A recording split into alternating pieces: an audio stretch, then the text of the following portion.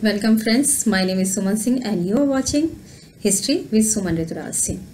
Okay, so today I am providing video for 11th class history subject and I am sure it will be very beneficial for all the students and viewers. Okay, so let's start. In this chapter we will know about प्रारंभिक समाज, early societies. Okay, हम society के अंदर जानेंगे कैसे मनुष्य का प्रादुर्भाव हुआ 10,000 से 5,000 लाख वर्ष पहले. वहाँ का सामाजिक जीवन कैसे था हमारी इंडियन सोसाइटी के थ्रू. ठीक है, और कैसे उन्होंने नए नए चीज़ों का आविष्कार किया, आग का आविष्कार किया, मिट्टी के बर्तन का कैसे उन्होंने आविष्कार किया, कैसे वो खाते थे, कैसे एक दूसरे से वो बातें करते थे, अभिव्यक्त कैसे करते थे अपने आप को, कैसे उनकी बॉडी लैंग्वेज थी, कैसे वो अपना कंदमूल वगैरह कैसे खा करके अपना जीवन यापन करते थे. ठीक है, कैसे सिटीज़ डेवलप हुई, कैसे विलेज डेवलप हुए, क्या क्या उन्होंने मेटल्स बनाए, कैसे उन्होंने आग की खोज करी, कैसे कृषि करी, कैसे पशु समुदाय पशुचारक कैसे हुए, कैसे क्या, ऑल द थिंग. ठीक है, हम सभी चीज़ों के बारे में पढ़ेंगे. Okay, so let's start. Look this chart. इस चार्ट में सबसे पहले हम देखेंगे प्रारंभिक समाज, अर्ली सोसाइटीज. ओके, सो इसके इंट्रोडक्शन में हम देखेंगे अफ्रीका में मानव का प्रादुर्भाव कैसे हुआ. Okay, human revolution in Africa.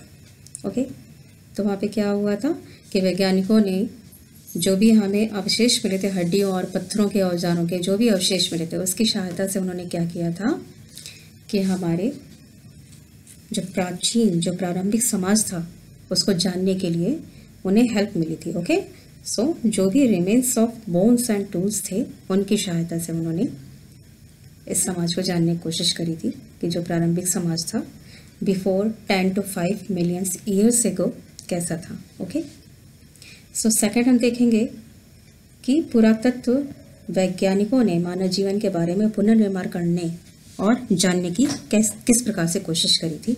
Okay, how archaeologist tried to reconstruct and learn about human life.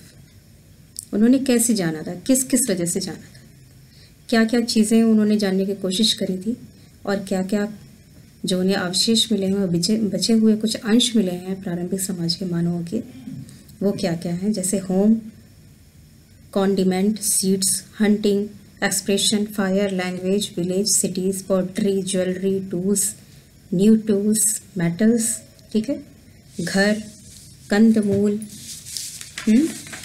बीजों, किस प्रकार से वो शिकार करते थे, तो हंटिंग, वो एक दूसरे से अभिव्यक्ति कैसे करते थे, एक्सप्रेशंस कैसे करते थे, तो एक्सप्रेशंस उन्होंने आग की खोज करी थी, फायर की.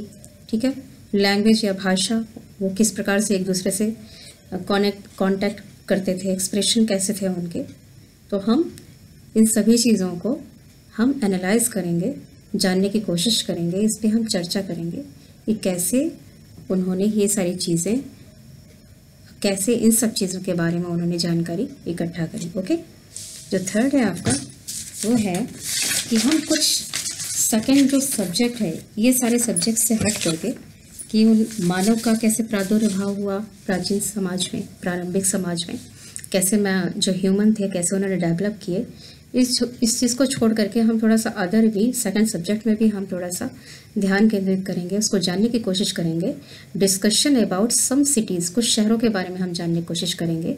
मुख्य रूप से जो है वो सिटीज़ कौन सी है, मेसोपोटामिया, जिसे आज हम इराक के नाम से जानते हैं. Okay, so discussion about some cities also. Okay, तो हम सिटीज़ में क्या क्या चीज़ों के बारे में जानने की कोशिश करेंगे.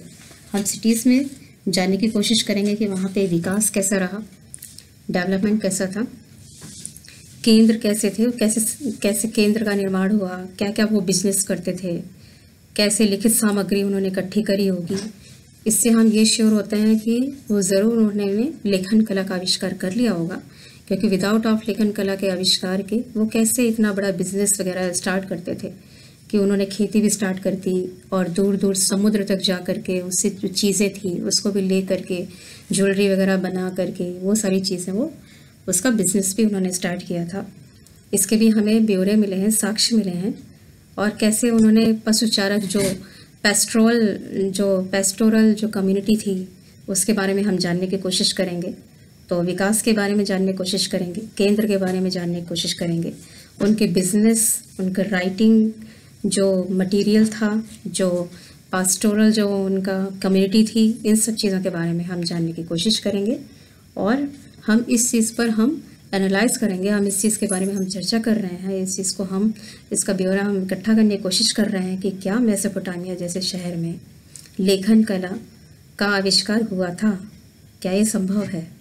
क्योंकि विदाउट ऑफ लेखन कला, विदाउट ऑफ राइटिंग मटेरियल के इतना बड़ा बिजनेस जो उन्होंने डेवलप किया और एक क्रांति जैसा उन्होंने कर दिया इस सदी में कि एकदम से इतना डेवलपमेंट हुआ, जिसके विषय में बहुत सारे जो हिस्टोरियन हैं, जो आर्कियोलॉजिस्ट हैं, वो इस पर बहुत ही ज़्यादा उन्होंने डिस्कशन किया है और एनालाइज किया है। ओके, तो इसके बाद हम थोड़ा सा इस पर भी ध्यान देंगे कि गांव और शहरों में वो कैसे रहते थे, how to live in village and cities, and कैसे उन्होंने इसका निर्माण किया।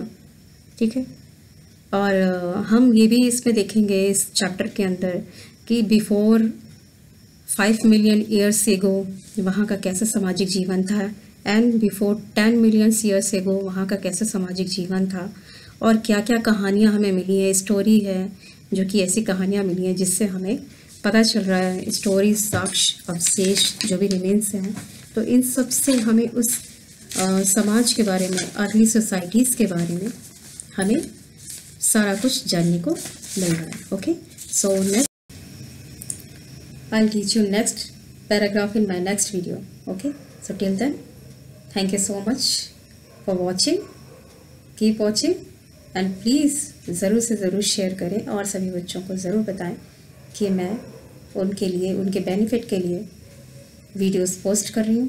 तो प्लीज़ वो सब्सक्राइब करें, लाइक करें, कमेंट्स करें। ओके, और अपना ध्यान रखें। Okay, thank you so much.